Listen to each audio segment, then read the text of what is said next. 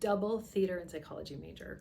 I've done theater since I was 11, as much of an actor as I've been a psychologist. In theater, there's a temptation to be listening to the other person, and you're just listening for the moment when now it's your line. So you're not listening to what they're saying, you're listening for when they're done so you can insert your line that comes next.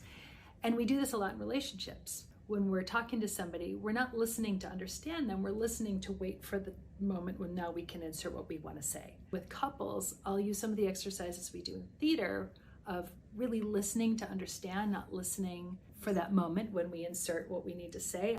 It's more of a connection. You're building on what that other person is saying when you bring in what your line is. Obviously, we don't have lines in relationships, but if we're listening to what that other person is saying and really listening to them, it's a much more natural transition when it's our turn to talk. And we're using that communication as connection and not just they say what they're going to say and now I insert what I want to say.